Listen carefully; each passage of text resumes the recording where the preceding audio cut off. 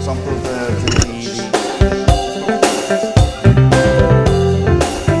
All right, let's welcome you back here to Cape Town, of course, as we continue our broadcast celebrating 200 years over the existence of the National Library of South Africa. Prof made mention of the curator. This is someone who's put together the exhibition that's currently taking place here. Andrew Lamprecht, good morning to you. Thank you so much for joining us. Good morning. Thank you so much for having me. Now, just break it down for us. As a curator, what are your responsibilities here?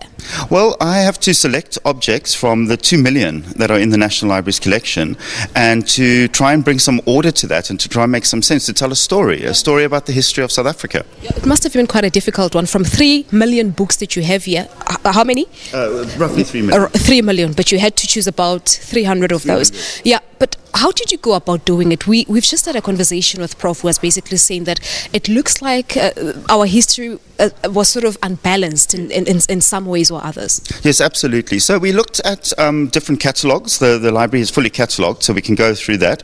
And we first of all decided what story did we want to tell. And it wasn't good enough to tell the story that has been told before. And Prof made mention of a painting upside down. That's a painting, a very famous painting of Jan van Riebeeck arriving at the Cape.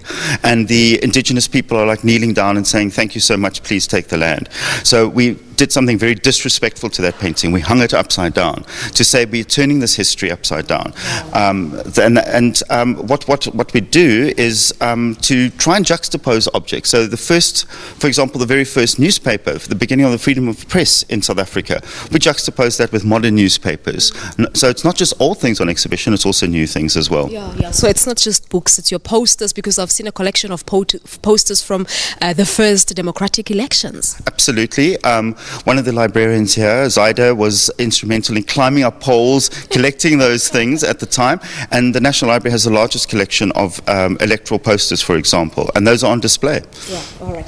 When we talk indigenous history, Andrew, there are your Khoisans that were very predominant in Cape Town before the arrival of your Dutch settlers. Are you also telling that part of the story? Because I remember some years back we were here with our broadcaster telling the story of Krotoa, who's believed to be the person behind the Afrikaans language. Absolutely. Well, what we definitely do, we've got examples of actual rock art that are on display, as well as drawings of rock art that has subsequently been lost.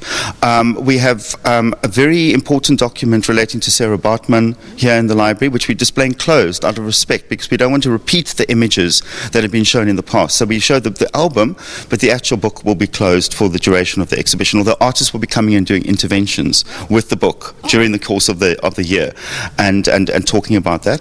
And in terms of the language, we've got an example of Afrikaans, very, very early, one of the first publications in Afrikaans written in the Arabic script, and that's on display as well. Well, very much interesting, Andrew. I'm afraid we have to leave it at that, but thank you so much for coming through. Hopefully, Cape Townians and South Africans in general will actually come in their large numbers to come and see what history is here at this particular place. Thank you so much. Thank you so much. Thank you so much indeed to Andrew Lamprecht. Of course, he is the curator at the National Library of South Africa, talking to us about some of, or rather the exhibition that is currently taking place here. All right, let me just throw you back to our studios in Johannesburg. Leanne is standing by.